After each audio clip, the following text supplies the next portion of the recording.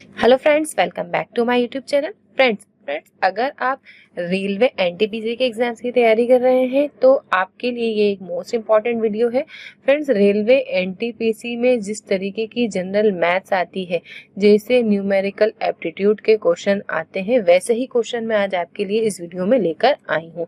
Friends, चाहे कोई भी गवर्नमेंट एग्जाम्स हो, special railway NTPC group D या फिर एसएससी सीजीएल लेवल या सीएचएल लेवल के एग्जाम्स हो, तो फ्रेंड्स आप सभी को पता होगा कि मैथ्स कितना इंपॉर्टेंट रोल प्ले करती है। मैथ्स एक ऐसा टॉपिक है जो कि बहुत ज़्यादा टाइम टेकिंग होता है, और इसी मैथ्स में अगर आपकी प्रैक्टिस अच्छी है तभी आप ज़्यादा से ज़्यादा मार्क्स ऑब्टेन कर पाएंगे, वरना आप ज़्यादा से ज़्यादा मार्क्स ऑब्टेन नहीं कर पाएंगे। जितने ज़्यादा मार्क्स आप मैथ्स में कवर कर पाएंगे, उतना ही ज़्यादा आपके चांसेस जो है सिलेक्शन होने के पक्के हैं। आपने देखा होगा कि जिनकी मैथ्स अच्छी है उनका सिलेक्शन होने में देर नहीं लगती।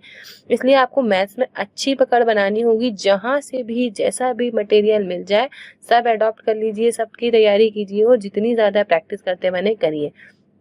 प्रैक्टिस से क्या होगा कि आपका टाइम जो है बचेगा, और आप कम समय में जो आपके कैलकुलेशंस हैं वो इतने स्मूथ हो जाएंगे कि आप कम समय में क्वेश्चन सॉल्व कर पाएंगे।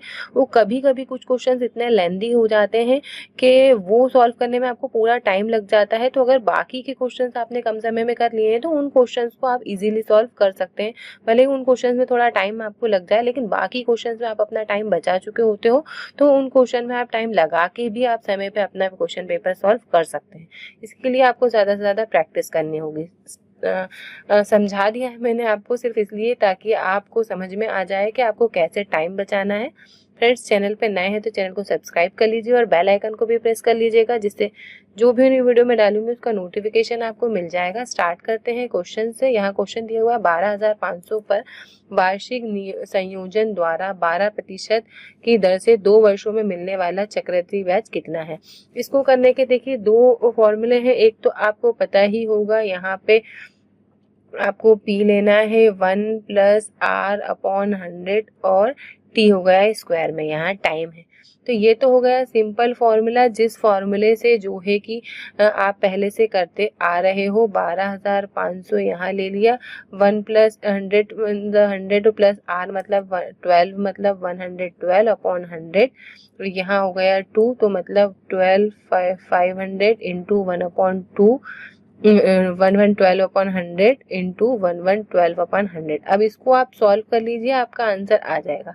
एक तो तरीका ये हो गया कि एग्जाम्स में आप इस तरीके के सॉल्व कर सकते हैं। अगर आपको दूसरा तरीका नहीं बन रहा है तो ये वही तरीका है जिस तरीके से पहले से अपन क्वेश्चंस को सॉल्व करते आ रहे हैं। एक और तरीका मैं आपको सिंपल बताना चाहूंगी, जिस तरीके से मैं करती हूँ सॉल्व। अगर आप चाहें तो इस तरीके से भी कर सकते हैं। हमें क्या करना है कि ठीक है, चक्रवृद्धि ब्याज का फॉर्मूला अगर हमें ना भी आए तो हमें क्या करना है कि आपको सिंपल इंटरेस्ट का तो फॉर्मूला आता ही होगा, P into R into T. पर जितने भी दिए हुए हैं 3 डिजिट, तीनों को मल्टीप्लाई कर दो, आंसर आ जाएगा। वो होता है सिंपल इंटरेस्ट का। तो इसी तरीके से हम सिंपल इंटरेस्ट, अगर हम 12,500 का 12% निकाल लें, 1 साल का है ना, फर्स्ट ईयर का हम निकाल रहे हैं यहाँ पे, फर्स्ट ईयर का, तो हमें मल्टीप्लाई करके देखेंगे कितना आएगा। अगर हम 12 का इसमें मल्टीप्लाई करेंगे तो ये आएगा 1500। आप चाहें तो करके देख लीजिएगा। 12 5 ऐसे करके देखिएगा, 60 0 कैरिया, इसी ऐसे करके जल्दी से आप देख सकते हैं इजीली। जितना ज़्यादा आप सॉल्व करके देखेंगे उतना ही ज़्यादा आपकी प्रैक्टिस होगी और टाइम बचेगा। ये तो हो गया पहले साल का, सिंपल इंटरेस्ट की बात कर रही हूँ मैं। अब ले लिए सेकंड साल का, सेकंड ईयर्स का भी फिर हमें वही लेना है, इंटू 12%। वही मतलब मैंने सिर्फ आपको समझाने के लिए लिख दिया, आप वहाँ बिल्कुल मत लिखिएगा। ये हो गया अपना। अब हमें दूसरे साल में क्या करना है, 2 साल का चाहिए ना। अब दूसरे साल में इस 1500 का भी आपको 12% निकाल लेना है, जो कितना होगा, 180 होगा। अब इन सबको जोड़ दीजिए, आंसर आपका आ जाएगा। वही इसका राइट आंसर है 3180। वो आपको एग्जाम से जरूर ही ऐसे सम्स देगा जो कि इजीली आपको उसका सिंपल इंटरेस्ट आसानी से निकल जाए। उम्मीद है कि आप समझ पाए होंगे। इसको मल्टीप्लाई करके यहाँ पे देख लीजिएगा, आराम से आ जाएगा। 12 5 60, 12 7 12 और 6 ये 18, तो ये 180। इस तरीके से आप सॉल्व करके देख लीजिएगा। उम्मीद है कि आप समझ पाए होंगे। अगर नहीं समझ पाए हैं तो आप कमेंट बॉक्स में कमेंट्स करके बताइए, मैं आपको समझाने की पूरी कोशिश करूंगी। नेक्स्ट क्वेश्चन की तरफ चलते हैं। एक वस्तु का क्रय मूल्य कितना है? 280 है। कितना है? 280। अब एक दुकानदार ने इसे अंकित मूल्य पर 16% की छूट देकर बेचा, ठीक है, बेच दिया, फिर भी इसे 20% का लाभ प्राप्त हुआ। अब लाभ किस काय पे प्राप्त होता है? कॉस्ट प्राइस पे प्राप्त होता है। कॉस्ट प्राइस कितना है? 280। मैं सिर्फ आपको समझाने के लिए जमा रही हूँ, वहां आपको जमाने की बिल्कुल जरूरत नहीं है, फटाफट से करिएगा, बिल्कुल आंसर आ जाएगा।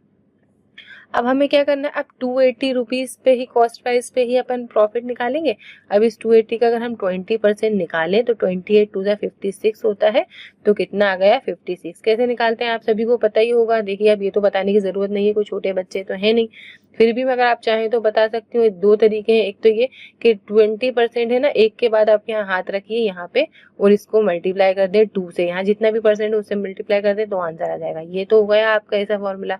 और अगर वैसे नहीं करना है आपको तो ऐसे भी कर सकते हैं, 280 इंटू 20 डिवाइडेड बाय 100, 2 जीरो से ये 2 जीरो चल गए, अब मल्टीप्लाई करेंगे तो 56, ठीक है, ऐसे भी कर सकते हैं। अब ये 56 उसने कितने रुपए पे कमाया? 280 पे कमाया, मतलब 280 प्लस 56 रुपीज में उसने सेल किया, मतलब 336 में सेल किया, ठीक है। 8 5 3 कैरी आई 1, 336, इतने रुपए में उसने सेल किया। अब बता दो कितनी छूट दी उसने? 400 दी, 16% दी। अब ऊपर आपको चाहे तो पूरा सॉल्व करके देखें, लेकिन अपन को क्या करना है? हार्ड वर्क के साथ साथ स्मार्ट वर्क करना है। हार्ड वर्क कम, स्मार्ट वर्क ज्यादा। सिर्फ आपको ये दिख रहा है ना 16%, तो ये 400 का अगर 16% निकालेंगे तो 64 आएगा, इसी 400 में से 64 माइनस करेंगे तो 336 आएगा। तो यही 336 है जिसमें उसने सेल किया है। तो कितना आंसर आ गया? 400 इसका राइट आंसर हो गया कि 400 का 60% पे उसने छूट दी और 64 माइनस करके 336 में बेचा। यही इसका राइट आंसर है। उम्मीद है कि आप समझ पाए होंगे। नेक्स्ट क्वेश्चन की तरफ चलते हैं। एक पेड़ सालाना अपनी ऊंचाई के 1/8वें हिस्से पे बढ़ता है। अब 1/4 कितना होता है? आप सभी को पता है 25% होता है। 1/8 कितना होता है? 12/5% होता है। ऐसे भी कर सकते हैं। दूसरा तरीका, 1/8 पे बेचा, तो मतलब 1/8 मतलब 8 और 1 9/10, 9/8, ऐसे करते हैं इसको, 8 और 1 9/8, इतने आपको बेचा नहीं, मतलब उतने पे बढ़ रहा है ना। तो पहले कितना था? ये था 64%, 64 इंटू पहले साल 9/8 बढ़ा, फिर दूसरे साल, 2 साल बोला है ना उन्होंने, 2 वर्ष बाद फिर 9/8 बचा। अब 8 8 64 होता है, इन दोनों से ये दोनों कट गए, 9 9 81 इसका राइट आंसर है, जैसे कि ऑप्शन नंबर 4 में दिख रहा है। इस तरीके से आप इजीली सॉल्व कर पाएंगे। जितनी ज्यादा आप प्रैक्टिस करेंगे उतनी ही ज्यादा आप मार्क्स ले पाएंगे। और आपका प्लस माइनस इंटू डिवाइड अगर स्पीड तेज हो गई तो आपका 25% तो काम हल होगा, ये समझ लीजिए। ये कैसे होगा? सिर्फ प्रैक्टिस करने से होगा। क्वेश्चंस लेके सिर्फ देखिए मत, उन्हें कॉपी पेन पे सॉल्व कीजिए। भले ही मेरा वीडियो ना देख के किसी और का देख रहे हो आप, लेकिन कॉपी पेन लेके उसको सॉल्व जरूर कीजिए। कैसे किया है अगर आपको नहीं समझ में आया तो ऐसे भी कर सकते हैं, 8 8 64, इस 8 से 8 को काटे, ऐसा भी कर सकते हैं, ठीक है। जरूरी नहीं है जैसा मैंने काटा वैसा ही आप काटे, जैसा आपको सुटेबल लगे वैसा आप कर सकते हैं। मेरा काम है आपको थोड़ी सी शॉर्ट ट्रिक्स बताना जिससे कि आपका टाइम बच जाए। नेक्स्ट चलते हैं। 639 व्यक्ति एक दिन में 5 घंटे काम करके 12 दिनों तक एक सड़क की मरम्मत कर सकते हैं। देखिए 639 व्यक्ति हैं, वो 5 घंटे काम करते हैं, 12 दिनों में काम करके एक सड़क की। अब नीचे एक का कोई मतलब नहीं है अपन को, है ना, क्योंकि एक है और आगे भी उन्होंने क्या बोला है, यहाँ देखो वही कार्य। तो यहाँ नीचे हम कार्य लेते हैं, लेकिन अब हमें कार्य लेने की नीचे एक की जरूरत नहीं है, क्योंकि सेम बात है। क्योंकि सेम होता है तो यहाँ पे जब वहां पर मल्टीप्लाई करते हैं, इक्वल टू करते हैं, तो यहाँ से यहाँ ऐसे ही, यहाँ से यहाँ कट जाता है।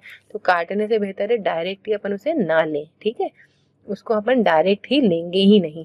639 इंटू 5 इंटू 12 कर देंगे इक्वल टू, अब कितने व्यक्ति? वही कार्य 30 व्यक्ति 6 घंटे कार्य करके कितने दिनों में पूरा करेंगे? ये हो गया क्वेश्चन मार्क। अब इसे आप काट लीजिए, आपका आंसर आ जाएगा। बिल्कुल इजी है। जब भी इस तरीके का क्वेश्चन आपको दिखे, सेम इसी तरीके से आपको सॉल्व करना है। बस मैं आपको इतना बता देना चाहती हूँ कि अगर काम दे दिया जाए, क्योंकि यहाँ तो सिर्फ एक सड़क दी है, यहाँ भी वही कार्य दिया है, तो अपन ने नीचे नहीं लिया है।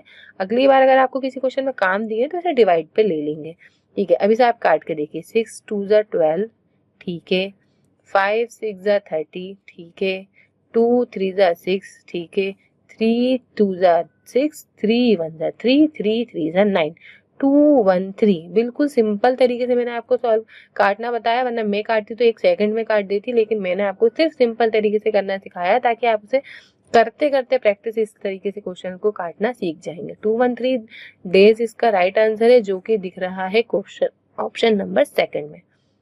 उम्मीद है कि आप इसे समझ पाए होंगे। फ्रेंड्स, इस वीडियो के इंपॉर्टेंट क्वेश्चंस कंप्लीट हो चुके हैं। अगर आपको मेरा ये वीडियो पसंद आया है तो वीडियो को लाइक करें, और क्वेश्चंस के बारे में इतना ही कहना चाहूँगी कि सिर्फ देखिए नहीं इसे, ये सिर्फ इंग्लिश नहीं है, या फिर इंग्लिश में भी आपको ग्रामर लिखनी पड़ती है। ये जीके या साइंस नहीं है कि सिर्फ देखने से आपका काम चल जाए। ये मैथ्स है, इस मैथ्स में आपको सॉल्व करने की कोशिश करनी ही होगी। कॉपी पेन लेके सॉल्व करिए, भले ही मेरे वीडियो से करें या किसी और के वीडियो से करें। उससे एक प्रॉफिट आपको होगा कि आपकी प्रैक्टिस अच्छी होगी, प्लस माइनस इंटू डिवाइड आपके अच्छे होंगे, टाइम आपका बचना शुरू हो जाएगा। तो फ्रेंड्स, मेरा आपसे सिर्फ इतना ही कहना है कि प्रैक्टिस ज़्यादा से ज़्यादा कीजिए, अगर आप ज़्यादा से ज़्यादा मार्क्स लाने चाहते हैं तो। नेक्स्ट वीडियो जल्द से जल्द लेकर आऊँगी। तब तक के लिए अगर चैनल पर नए हैं तो चैनल को सब्सक्राइब कीजिए, वीडियो पसंद आया तो वीडियो को लाइक कीजिए, शेयर कीजिए। नेक्स्ट वीडियो जल्द से जल्द लेकर आऊँगी मैं, तब तक के लिए बाय बाय।